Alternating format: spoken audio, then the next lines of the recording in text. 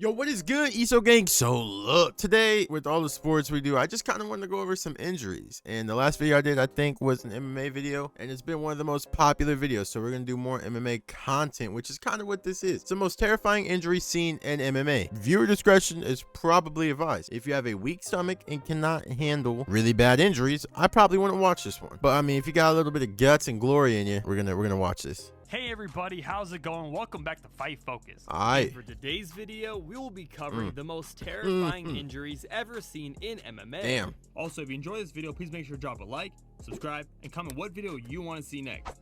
Let's get to it. Every MMA fight has the potential to end in a horrific way, given the nature of violence in each fight. The brutal That shot was to another so nasty. What the fuck? That was some of the way, given the nature of violence in each fight. Oh, that is so the nasty. Brutal shots to another fighter's head can cause severe damage and a referee stoppage.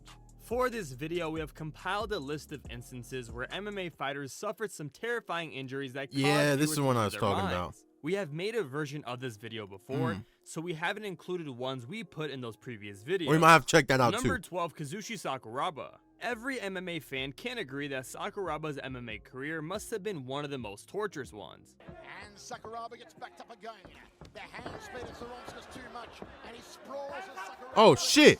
Oh my god. An early strike saw Sakuraba's right cauliflower ear begin to bleed, and moments later, when the veteran lunged in for a takedown, Mariusz Zaromskis shoved his head down to defend. The ear was caught again, and somehow it ripped away from Sakuraba's head completely. Holy no shocker shit, at all. can he hear? The fight was called off immediately, and Sakuraba had become the victim of one of the goriest injuries in MMA history. Number 11, Mike Perry. Going forward, force Mike Perry backwards. Leaping forward knee there for Luque. Just as we expected. Mike Perry threw down against the Brazilian striker Vicente Luque at UFC Fight Night 156. Unfortunately for Perry, he was on the receiving end of a flying knee that completely mangled his nose. Oh my Being god. the warrior that Mike Perry is, he carried on fighting and made it all the way to the final bell, eventually losing a split decision against Luque. What he the required fuck? surgery to get his nose reconstructed and returned to action just 4 months later. Number 10, Abdul Malik. The pair engaged in a clinch with Nurjanov, performing a throw that saw Sadulayev awkwardly land on his arm. Oh shit.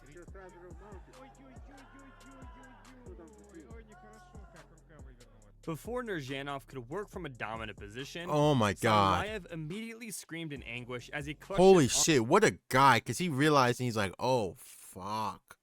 That is crazy. which looked badly broken or dislocated. Holy to his shit. credit, Nurjanov showed great sportsmanship as he noticed the injury and withheld from hitting his stricken opponent. He looked in genuine shock as he walked away from Sadulayev with his hands on his head.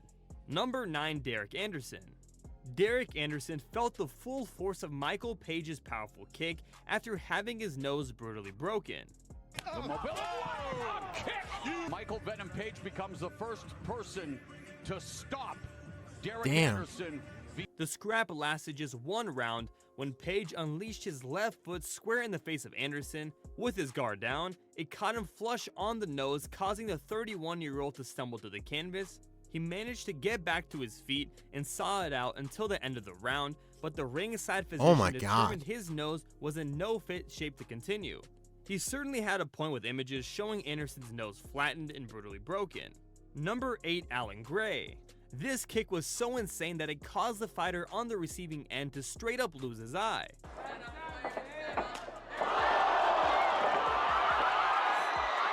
Oh fuck. Okay, it was a prosthetic eye, but still. That dislodged Gray's prosthetic eye and sent it rolling around the canvas as he hit the floor. The referee jumped in to stop the fight and almost stood on the false eye. A stunned Gray eventually got to his feet with his right eye closed. Critics have questioned how Gray was allowed to fight with a sight handicap that limited his perception of depth. Exactly. Number 7, Salvador Becerra. Milko Tukto and Salvador Becerra locked horns in the quarterfinals of the tournament in Lima, but the lightweight contest ended abruptly in the first round.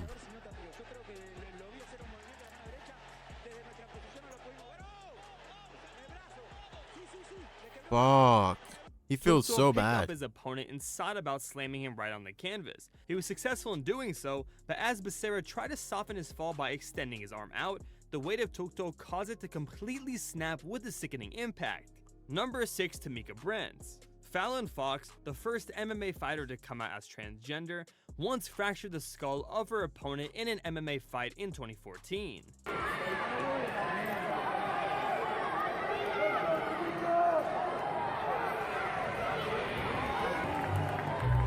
Yo, okay, all right, this needs to be said. Transgenders cannot fight. Transgender women, I guess it would be, cannot fight biological women. I don't know the proper terminology, but if they were born male at birth, you should not be able to get in there and fight a woman. I don't care. I do not care. Hate me for it, and I don't mean it in a disrespect. You need to fight other people who have transitions. You don't need to fight a biological woman. That's just not gonna go well. I don't care that you're off the testosterone. If you've had testosterone flowing through your whole life and you think stopping it for a couple years is I'm gonna get canceled. Fox was challenging Tamika Brents at CCCW event, where Brents received 7 staples to her head. Oh my and also God. suffered a concussion. She was overpowered by Fox to an extent that even the orbital bone inside her skull was fractured. Number 5, Khetag Pilev. Pilev took on Devin Goodale in the co-main event on UFC Fight Pass, and amazingly, he lost his finger during the fight. Like he ripped his finger off. Is it gone at that point? Where's the finger? Well, listen, Devin Goodale has got a... And when we say he lost his finger, we mean it quite literally. The fight was waved off immediately, giving the 4-0 Goodale the win, and it began frantically searching for Pilev's finger. The damage was done by a series of kicks from Devin. That's what originally damaged the finger, and it was the grappling exchanges that followed that detached it. Number 4, Jacare Souza. He's back. Oh my goodness. Oh, look at this. From here. Oh, Jacare's oh my goodness. Oh, fuck! Oh, you can hear it. Andre Muniz got Souza's back, but his hips were too high and they went to the ground. Muniz transitioned quickly from attempting a triangle to an armbar. He pulled back and Souza's arm loudly snapped, audible to those around the cage and watching on TV. But showing how much of a warrior he was, Souza walked out with a smile. Number 3, Eduardo Dantes. This one was 30 seconds, a minute. I'd have to go back and look. Oh, McDonald shit. set up with the kick, knocked him down, but it was this swarm. And later, we got the rest of An attempted knee to the abdomen was followed up by a brutal right hand that sent the Brazilian crashing to the canvas. Yeah, you can see that McDonald, immediately. who put himself forward as a genuine bantamweight title contender with the win, broke his left hand, but Dantes' fate was far worse. He suffered what looked like a horrific broken bone after his right leg twisted under the weight of his own body when he was floored by Michael McDonald's right hook. Number 2, Conor McGregor. The MMA superstar went under the knife in July after breaking his left leg in his UFC 264 trilogy fight with Dustin Poirier. McGregor shattered his tibia and fibula in the closing moments of the first round of the Sin City Series decider. The Irishman, Conor McGregor's coach John Kavanagh, had revealed more details about his fighter's gruesome broken leg, saying the Irishman sustained the injury when he kicked Dustin Poirier's elbow late in the first round, causing it to be worse after he tried to step on it. Number 1, Chris Weidman. That is so fucking nasty. Oh my God. In one of the most gruesome injuries in UFC history, Uriah Hall checked a kick from Chris Weidman that shattered the right leg of the former middleweight champion that Saturday night at UFC 261. The sad irony of the situation is that Weidman scored a similar victory over Anderson Silva in their 2013 middleweight title rematch that left the former champion sidelined for a full year. And that right there concludes this video. Oh my God. If you made it this far, please. That is so, a lot of those are so nasty. Like, I can't. Oh, my leg? Oh, I don't think I could do my leg. I don't think I want my arm fucking bent either. Yeah, I'm good, man. Holy shit. Those leg injuries look gruesome. I know the rehab on that fucking sucks. Holy shit. If you guys want to see more videos like this, let me know, and let me know not to eat beforehand, because some of those were pretty nasty. Oh, losing the ear. Losing the ear was probably the nastiest thing I saw, low-key. His ear just fell off his head. Fell off his head, quite literally. But hopefully you guys did enjoy. If you did, please be sure to drop a like again. As always, the original link to the video will be down in the description below. So shout out Fight Focus. and I'll see y'all on the next one.